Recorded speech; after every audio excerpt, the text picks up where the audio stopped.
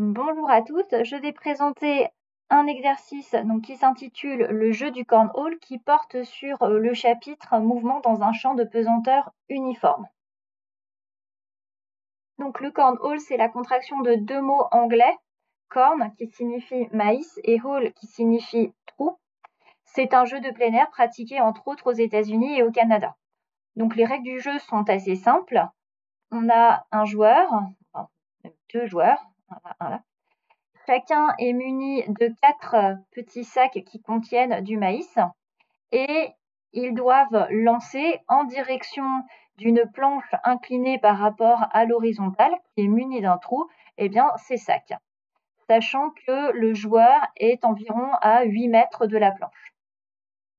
Si le sac tombe sur la planche, le joueur marque un point. S'il tombe dans le trou, alors le joueur marque 3 points et le premier joueur qui marque 21 points va gagner la partie. Et dans cet exercice, on va étudier les aspects énergétiques du lancer du sac, puis le mouvement du centre de masse du sac dans le référentiel terrestre supposé galiléen. Deux données, l'intensité de la pesanteur terrestre, G qui vaut 9,81 mètres par seconde au carré. Souvent, on peut l'exprimer en newton par kilogramme, mais on peut aussi l'exprimer en mètres par seconde au carré. Et on te donne la masse du sac qui vaut 440 grammes. Alors, on a ici représenté la situation. Donc, on a un joueur qui est situé à une distance D de la planche afin de réaliser un lancer de son sac de maïs. Et on a simplifié l'étude. Tu peux voir que la planche, elle n'est plus inclinée par rapport à l'horizontale, mais elle est directement posée sur le sol. On a muni cette figure d'un repère d'espace OX, OZ avec deux vecteurs unitaires I et K. Le sac de maïs, il est lancé d'une hauteur initiale grande H avec une vitesse initiale V0 dont le vecteur qui est ici fait un angle alpha par rapport à l'horizontale et on s'intéresse au mouvement du centre de masse G du sac. Donc la première partie est une étude énergétique. Alors, on te dit le mouvement complet du sac est filmé puis étudié à l'aide d'un logiciel de pointage. Et uniquement les données de la partie ascendante du mouvement sont traitées à l'aide d'un programme qui permet de représenter l'évolution au cours du temps des énergies cinétiques, potentielles de pesanteur et mécaniques. Et tu as ici l'évolution des trois énergies au cours du temps dans la phase ascendante, c'est-à-dire quand le sac de maïs monte. Première question, on te demande de rappeler les expressions des énergies cinétiques, potentielles et mécaniques pour le système étudié dans le référentiel terrestre, sachant que l'énergie potentielle de pesanteur est choisie nulle à l'ordonnée Z égale 0. Donc ça, c'est une question de cours. L'énergie cinétique, c'est 1/2 fois la masse fois la vitesse au carré.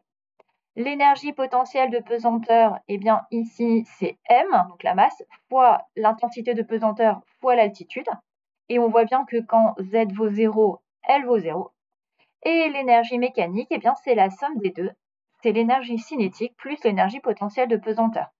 Attention, certains élèves vont rajouter des deltas. Par exemple, delta EM, parce que c'est vrai qu'on le rencontre dans les théorèmes, mais ce n'est pas ce qu'on demande. Delta EM, ça veut dire variation d'énergie mécanique, c'est-à-dire énergie mécanique en un point B moins l'énergie mécanique en un point A. Et ce n'est pas ce qui est demandé. Même si delta EM, ça vaut delta EC plus delta EP, non, on te demande l'énergie mécanique. On ne te demande pas sa variation. Alors, exploitation de la figure 2, donc qui est ici. En justifiant votre choix, attribuez à chaque série l'énergie qui lui correspond. Donc, ce qu'on peut voir déjà, c'est que toutes les énergies ici sont positives. Et comme l'énergie mécanique, c'est la somme de l'énergie cinétique plus de l'énergie potentielle, ça sera forcément celle-ci. Elle sera représentée par cette série. En gros, celle qui présente les valeurs d'énergie les plus élevées. Ensuite, on est en phase ascendante. Donc en phase descendante, ça veut dire que le sec de maïs, il va monter, donc ça veut dire que son altitude va augmenter, et ça veut dire que si son altitude va augmenter, pendant la phase ascendante, sa vitesse va diminuer. Si sa vitesse diminue, ça veut dire que son énergie cinétique diminue. Et on a une seule courbe pour laquelle l'énergie qui diminue au cours du temps. Donc l'énergie cinétique sera représentée par la série 2. Et on a vu qu'on était en phase ascendante. En phase descendante, eh bien, l'altitude du sac va augmenter. Et l'altitude du sac augmente, l'énergie potentielle de pesanteur augmente. Et la seule courbe qui augmente au cours du temps, c'est la série 3. Donc, c'est pour ça qu'on peut attribuer la série 2 à l'énergie cinétique et la série 3 à l'énergie potentielle de pesanteur.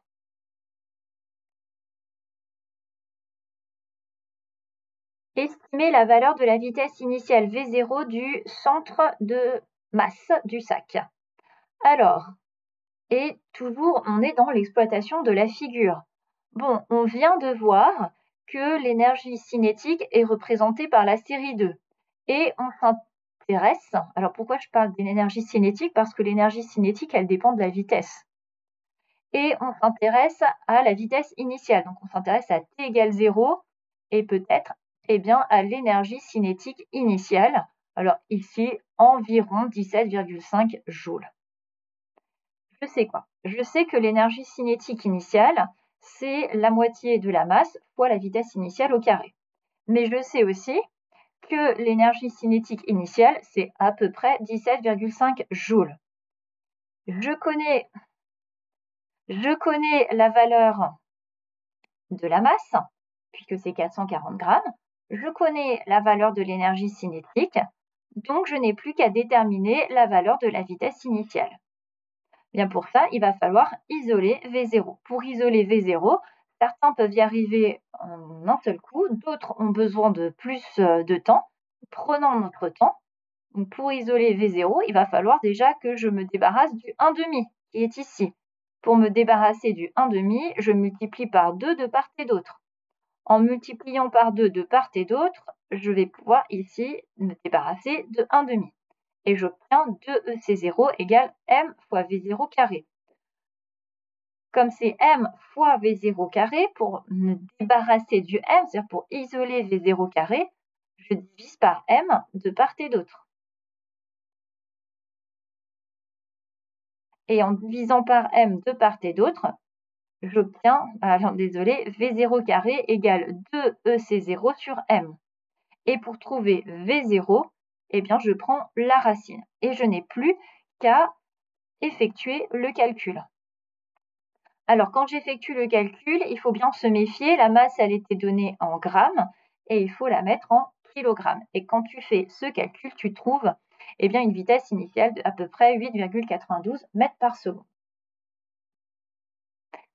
Maintenant, on te demande d'estimer la valeur de l'altitude initiale grand H du centre de masse du sac. Donc pour ça, je reprends encore la figure 2. Qu'est-ce que je sais? Je sais que l'énergie potentielle, elle dépend de l'altitude. Donc, je vais regarder l'énergie potentielle, qui est la série 3, à t égale 0, puisqu'on me demande l'altitude initiale. L'énergie potentielle, ça va être la masse fois l'intensité de la pesanteur fois l'altitude initiale, grand H. Et par lecture graphique, l'énergie potentielle initiale, c'est à peu près 3,8 joules. Je n'ai plus qu'à isoler H dans cette formule et ensuite à remplacer les valeurs pour déterminer l'altitude initiale. Alors, pour trouver H, comme c'est M fois G fois H, pour l'isoler, il va falloir diviser par mg de part et d'autre de l'égalité. Et en divisant par mg, je trouve que H, c'est l'énergie potentielle de pesanteur initiale divisée par mg. Avec l'application numérique donne une hauteur initiale de à peu près 0,88 mètres. Donc là, il faut faire attention. Ça semble logique qu'on commence à peu près à 0,88 mètres. Voilà, si c'est un lancer à peu près au niveau de la hanche, 88 cm semble bien. Si tu trouves 4 mètres, dans ces cas-là, c'est que c'est un géant qui a fait le lancer et il y a un petit problème. Alors, deuxième partie, c'est l'étude du mouvement du sac après le lancer. Donc, on souhaite étudier la chute du sac au cours du temps. La situation est toujours représentée sur la figure 1, qu'on a déjà vue.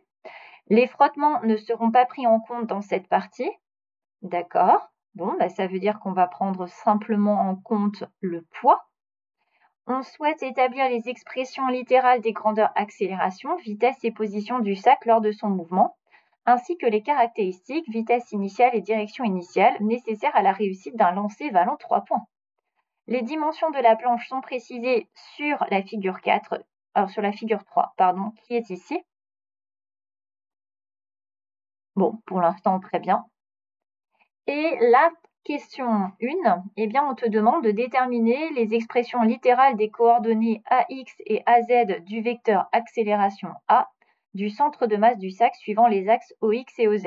Donc, quand on te demande de déterminer les coordonnées du vecteur accélération, ça sous-entend qu'il va falloir utiliser une loi, la deuxième loi de Newton. Et quand on veut utiliser la deuxième loi de Newton, on précise le système, le référentiel et le bilan des forces avant d'utiliser cette loi. Donc, le système, c'est le sac de maïs assimilé à son centre de masse.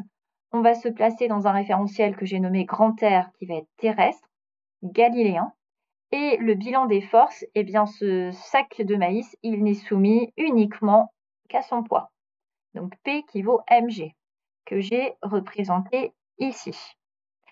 J'ai donné aussi les coordonnées du vecteur intensité de pesanteur, 0 et moins g, dans la base IK.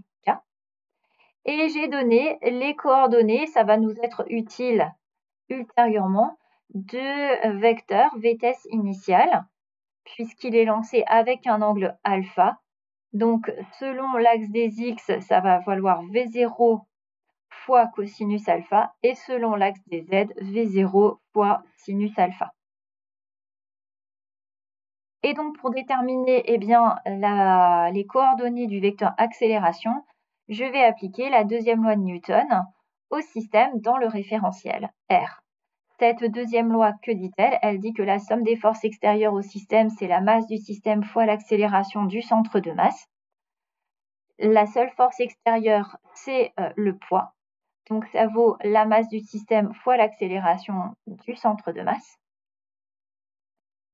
L'expression du poids, c'est la masse fois le vecteur intensité de pesanteur. On peut simplifier par m.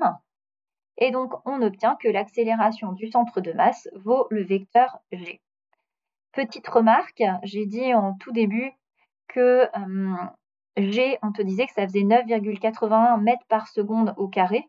Mais c'est logique puisque une accélération, c'est aussi exprimé en mètres par seconde au carré. Et comme on a ici le vecteur g qui vaut une accélération, c'est logique qu'on puisse l'exprimer avec les mêmes unités qu'une accélération. Et j'avais donné à la diapositive précédente les coordonnées du vecteur g. Donc, j'en déduis les coordonnées, puisque c'est le même vecteur, les coordonnées du vecteur accélération. Deuxième question. Montrer que les expressions littérales des équations horaires x de t et z de t de la position du centre de masse sont les suivantes. Comme on te donne les expressions, il va falloir avoir un raisonnement très rigoureux, très méthodique. Donc, je rappelle les coordonnées du vecteur accélération et je sais que le vecteur accélération, c'est la dérivée du vecteur vitesse par rapport au temps. Donc, je vais intégrer. Et pour intégrer, je vais chercher Vx de t. Et ce que je sais, c'est que la dérivée de Vx de t par rapport au temps, ça fait 0. Ça veut dire que Vx de t est une constante, donc que j'ai appelée constante 1. Pour trouver Vz de t, je sais que la dérivée de Vz par rapport au temps, ça donne moins g. Donc, une fonction dont la dérivée vaut moins g, ça va être moins gt plus une constante 2. Maintenant, il va falloir déterminer les constantes. Pour déterminer les constantes, on rappelle les conditions initiale. On connaît la vitesse initiale.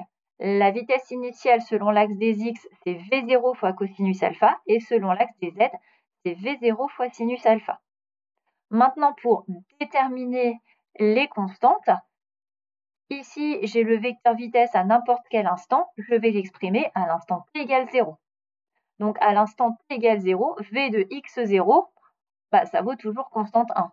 Mais je sais que vx0, ça vaut v0 fois cosinus alpha.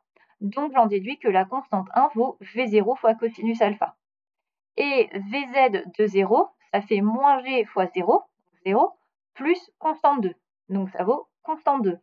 Or, je sais aussi que vz de 0, ça vaut v0 fois sinus alpha.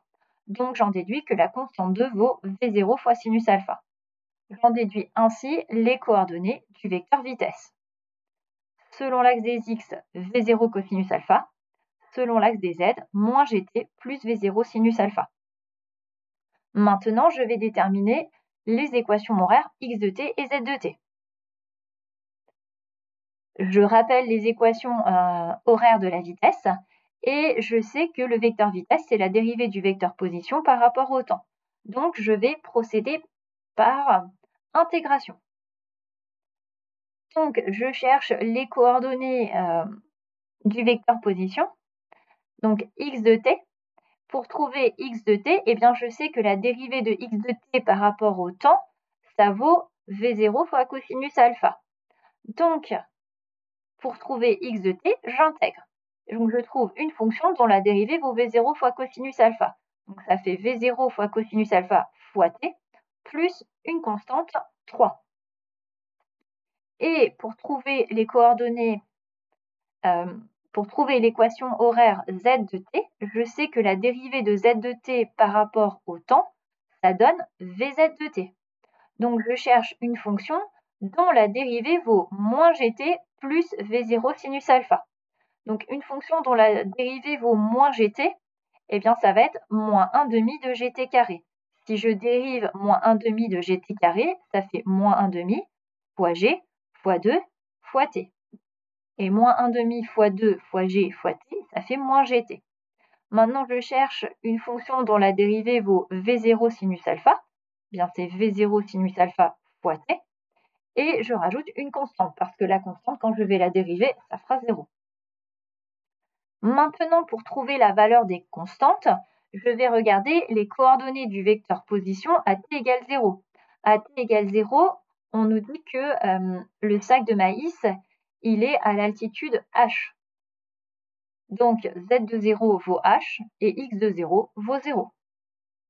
Pour trouver la valeur des constantes, j'ai l'expression du vecteur position à n'importe quel instant et je l'ai à t égale 0.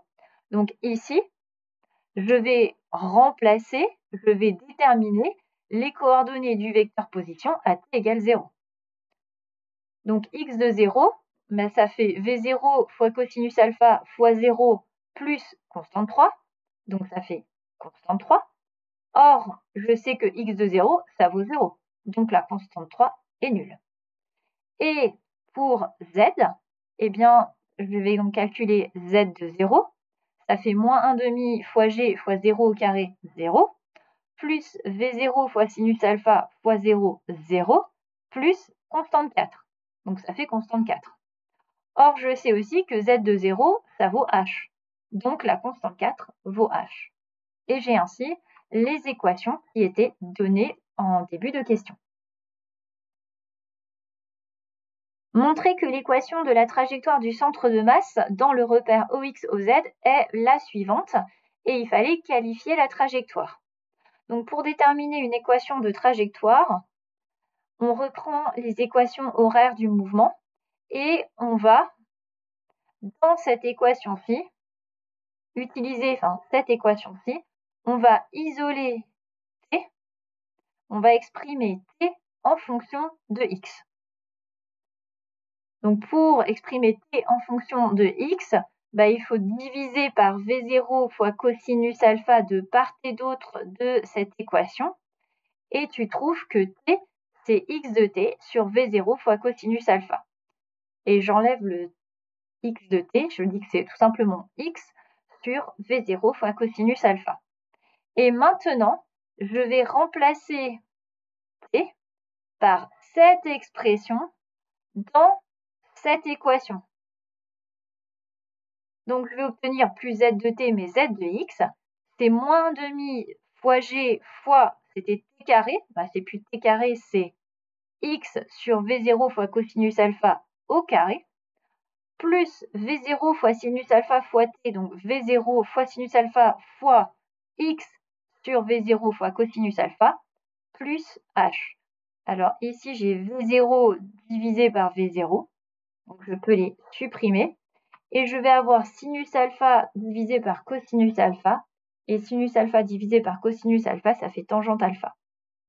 Et donc, je détermine l'équation qui était donnée au début de la question. Et pour qualifier cette trajectoire, on a ici, on voit qu'on a une équation de degré 2. Donc, on aura une parabole. Indiquer les paramètres initiaux de lancement sur lesquels le joueur peut avoir une influence et qui jouent un rôle pour la réussite d'un lancer à 3 points. Alors, le joueur, il peut modifier sa vitesse, enfin la vitesse initiale du lancer, il peut modifier l'angle du lancer et il peut aussi modifier la hauteur du lancer. Donc les 3 paramètres sont la vitesse initiale, la hauteur et l'angle. Alors, la distance, non, parce qu'ils sont tous les deux censés être à 8 mètres, donc il ne va pas modifier sa distance. Alors, le joueur effectue un premier lancer. L'équation de la trajectoire du centre de masse du sac a pour expression numérique z de x vaut la suivante, avec x et z en mètres. La distance qui sépare l'origine O du repère d'espace et le bord de la planche est égale à d égale 8 mètres. On te demande de déterminer le nombre de points marqués par le joueur pour se lancer. Bon, ça veut dire que ce qu'on aimerait savoir, c'est que, ça va être lancé, mais ça atterrit où? Est-ce que ça atterrit sur la planche? Est-ce que ça va atterrir dans le trou? Ou après la planche? Ou peut-être avant la planche? En gros, ce qui nous intéresse, c'est de connaître la valeur de x quand z vaut 0. Donc, on cherche à résoudre une équation de degré 2. Donc, on cherche x tel que z de x qui vaut moins 0,0842 x carré plus 0,625 x plus 0,88 égale 0. Et pour résoudre cette équation, soit, je vais dire, tu t'embêtes et tu calcules delta égale b carré moins 4ac et tu trouves les deux racines du polynôme, soit sinon ta calculatrice le fait très bien. Et c'est ce que j'ai fait. Je trouve 2 solutions. Normal, c'est une équation de degré 2 et delta ne vaut pas 0. Bon, il y en a une qui est physiquement acceptable. Globalement, là, on considère que le sac va partir de ce côté et non par ici. Donc, la seule solution physiquement acceptable, c'est x2 qui vaut 8,63 mètres. Maintenant, ça veut dire que on cherche à savoir où atterrit le sac de maïs. On sait qu'ici, il y a 8 mètres. Bon, ça veut dire que déjà, ça a dépassé. Et on regarde ici. Donc, à 8 mètres, on est là. Pour atterrir dans le trou, il faudrait au moins parcourir 91 cm de plus. Ce n'est pas le cas. On n'a pas parcouru 8,91 mètres. On a parcouru 8,63. Ça veut dire que notre sac est tombé sur la planche avant le trou. Et donc, comme il est tombé sur la planche, le joueur va marquer 1 point. Le joueur effectue un second lancer en conservant le même angle de tir, alpha, la même hauteur initiale, grand H, mais en modifiant la valeur de la vitesse initiale par rapport au premier lancer. Déterminer une valeur possible de la nouvelle vitesse initiale V0 afin que le sac tombe directement dans le trou. Et c'est une question un petit peu plus difficile. On te dit, le candidat est invité à prendre des initiatives, à présenter la démarche suivie. Même si elle n'a pas abouti, la démarche est évaluée et nécessite d'être correctement présentée. Donc, j'ai réécrit l'équation de la trajectoire. Et j'ai aussi réécrit l'équation de la trajectoire qu'on nous donnait auparavant, avant qu'on modifie la vitesse initiale V0. Et souvent, je dis à mes élèves, quand vous comparez, alors c'est bien, vous trouvez les différences, mais vous ne trouvez pas les ressemblances. Alors, on nous a dit que le joueur, eh bien, il allait garder le même angle de tir et la même hauteur initiale. Donc, si je regarde, a priori, ça veut dire que la hauteur initiale, elle vaudra 0,880. Ici, 0,625, ça dépend de tangente alpha, donc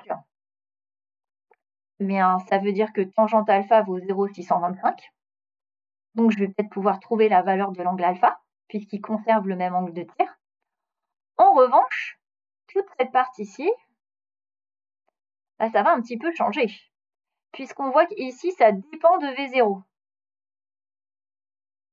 Donc, ce nombre-là va être amené à changer. Donc déjà, ce que je sais, c'est que la hauteur de tir, c'est 88 cm, et que l'angle de tir, si tangente alpha, ça vaut 0,625, alors ça veut dire que l'angle alpha est de 32 degrés. Donc l'angle de tir est de 32 degrés. Maintenant, je vais réfléchir un petit peu. Maintenant, je veux que le sac de maïs, il tombe ici, dans le trou. Pour qu'il tombe dans le trou, ça veut dire que on va même supposer qu'il tombe en plein milieu du trou, c'est-à-dire ici. Bon, ça veut dire que X vaut combien? Ça vaut déjà 8 mètres, plus 91 cm, plus la moitié de 16 cm. Alors, j'accepte parfaitement si ça vaut 8 mètres plus 91 cm. Il atterrit à une extrémité du trou. C'est très bien aussi. Bon, là, moi, je suppose qu'il atterrit en plein milieu. Donc, ça veut dire que X doit valoir 8 mètres plus 91 plus 91 cm plus 8 cm. Ça veut dire 8,99 mètres. Et à ce moment-là, l'altitude Z vaut 0. Donc, je remplace. Ça veut dire que Z de X, qui vaut normalement moins 1,5 fois G fois X2 divisé par V0 carré fois cosinus carré alpha plus tangente alpha fois X plus H égale 0, avec X qui vaut 8,99.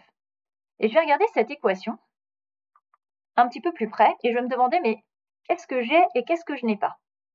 H, je l'ai. Je sais que ça vaut 0,88 mètres. Tangente alpha, je sais ce que ça vaut, puisque je connais alpha qui vaut 32, et tangente alpha, il me semble que ça vaut 0,625.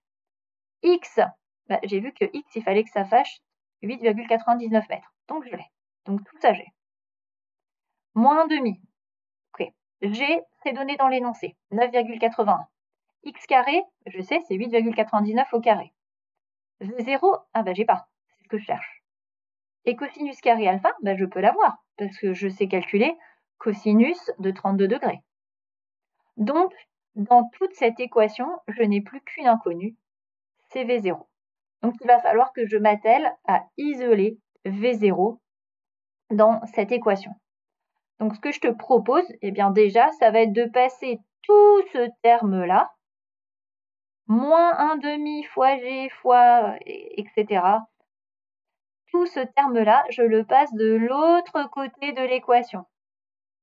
Donc, je vais avoir tangente alpha fois X plus H qui vaut 1,5 fois G fois X2 sur V0 carré fois cosinus carré alpha. Donc, c'est ce que j'obtiens ici. Je vais repasser ici. Maintenant, j'ai V0 carré, mais V0 carré, il n'est pas au numérateur, il est au dénominateur. Donc, je vais essayer de le faire passer au numérateur. Et donc, pour ça, je vais multiplier par V0 carré de ce côté-ci. Ça veut dire que je multiplie tout ceci par V0 carré de ce côté-là. Ici, je peux donc simplifier et je vais obtenir 1/2 fois g fois x2 sur cosinus carré alpha, c'est tangente alpha fois x plus h fois V0 carré. Bon, maintenant, je voudrais me débarrasser de tangente alpha fois x plus h,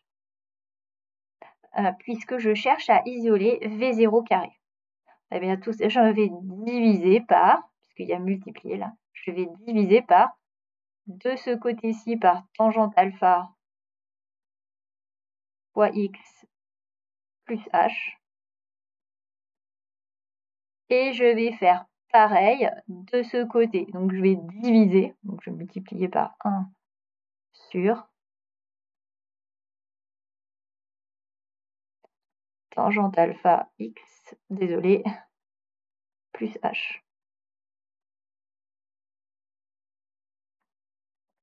Donc ici, je vais pouvoir simplifier et j'obtiens 1/2 fois g fois x2 sur cosinus carré alpha, le tout divisé par tangente alpha fois x plus h égale V0 carré. Je cherche V0, donc je prends la racine. Et en remplaçant, eh bien, je trouve une valeur de vitesse initiale de 9,2 mètres par seconde. Et pour une vitesse initiale de 9,2 mètres par seconde, eh bien, le sac de maïs tombe, normalement, en plein milieu du trou et donc le joueur va marquer 3 points.